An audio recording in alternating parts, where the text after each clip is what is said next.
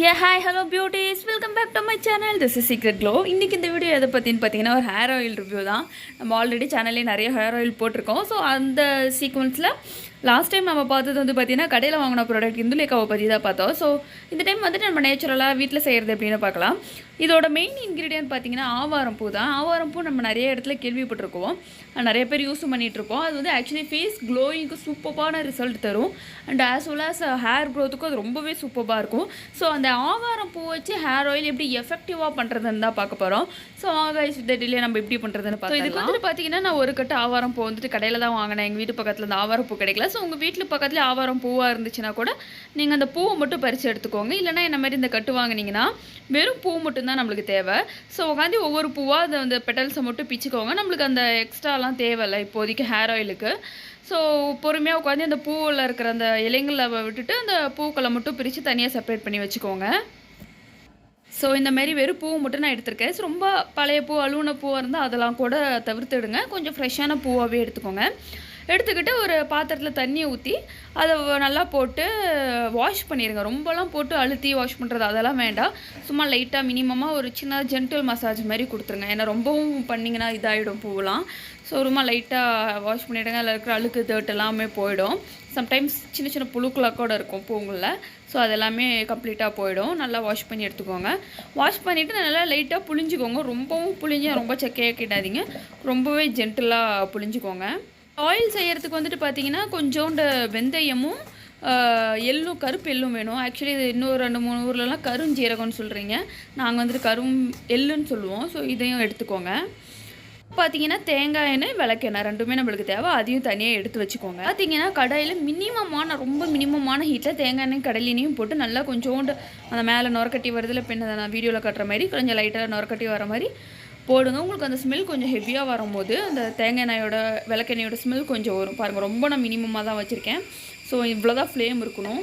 And அது நல்லா இப்படி லைட்டாக போட்டு அப்படியே கிண்டி விட்டுட்டே இருங்க.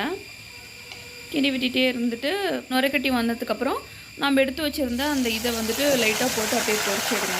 ஐ மீன் அது தண்ணியாக இருக்குது. நீங்கள் வந்துட்டு கொஞ்சம் ஒரு காட்டனில் போட்டு நல்லா இன்னும் கொஞ்சம் புளிஞ்சு விட்டிங்கன்னா அந்த தண்ணியெல்லாம் போணுச்சுன்னா உங்களுக்கு பொரியாது, மேலே எண்ணெய் தடிக்காது. நான் அப்படியே போட்டேன்.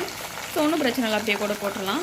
போட்டு நல்லா அது அந்த இந்த வெந்தயமும் கருஞ்சீரகமும் எள்ளும் போட்டு எல்லாம் மூணையும் நல்லா மிக்ஸ் பண்ணி கலந்து விட்டுக்கிட்டே இருங்க. எல்லாம் அடி பிடிச்சிடும், ஐ மீன் தீஞ்சு போயிடும்.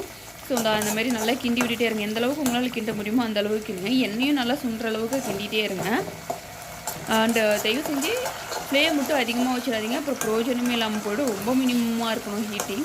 அண்ட் நீங்கள் ஃபைனலாக அதை நல்லா கிண்டி விட்டு அப்பப்போ கொஞ்சம் ப்ரெஷர் கொடுத்து கிண்டுங்க. லைக் புளிஞ்சு விடுற மாதிரி ஸ்பூன்லேயே கிண்டலாம். நல்லாவே கிண்டி விட்டுருங்க. நான் அப்போ கிண்டலாம் அந்த மாதிரியே கிண்டி விட்டுருங்க. பார்த்தீங்கன்னா அந்த ஆவாரம்பூ நம்ம போட்ட சீரகம், அந்த கருஞ்சீரகம், அப்புறம் வெந்தயம்லாம் பார்த்திங்கன்னா நல்லா கலர் சேஞ்ச் ஆகிடும். ஆவாரம்பூவே பார்த்திங்கன்னா நல்லா கோல்டன் கிறிஸ்பி கலரில் வந்துடும். ஸோ இந்த டைம் போதும், இந்த அளவுக்கு வந்துச்சுன்னா போதும். இதை நம்ம ஆஃப் பண்ணி கொஞ்சம் நேரம் இறக்கி வச்சுருங்க.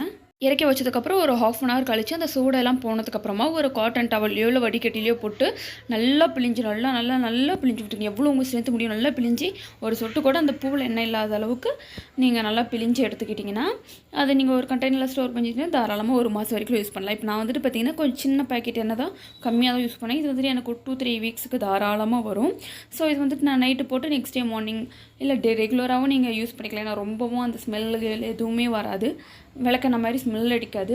ஸோ நீங்கள் நார்மலாக வெளியில் போகிற மாதிரி இருந்தால் கூட இதை தாராளமாக தலைக்கு தேய்ச்சிட்டு போயிட்டு வரலாம். இதோட யூசஸும் பார்த்தீங்கன்னா ஹேர் க்ரோத்தை ஸ்டாப் பண்ணும். அண்ட் பொடுகு இருந்தால் பொடுகு வரவே ஒரு ஆவாரம் பூ போட்டால் பொடுகே வராது. ஸோ ஹேர் ரீக்ரோத்துக்கும் ரொம்பவே யூஸ்ஃபுல்லாகும். ரெகுலர் யூஸ் தாராளமாக இது யூஸ் பண்ணலாம். அண்ட் சின்ன குழந்தைங்களுக்கு கூட இதை யூஸ் பண்ணலாம். ஏன்னா நேச்சுரல் தான், ஒன்றும் பெரிய இதெல்லாம் இல்லை. ஸோ நீங்கள் இதை தாராளமாக யூஸ் பண்ணிக்கலாம் கைஸ். ஸோ உங்களுக்கு வேறு எதாவது வீடியோ வேணுன்னா கண்டிப்பாக கமெண்ட் செக்ஷனில் கேளுங்க, உங்களுக்காக நான் போஸ்ட் பண்ணுறேன். அண்ட் மறக்காமல் லைக், ஷேர் அண்ட் சப்ஸ்கிரைப் பண்ணிவிடுங்க கைஸ். பாய், டேக் கேர்.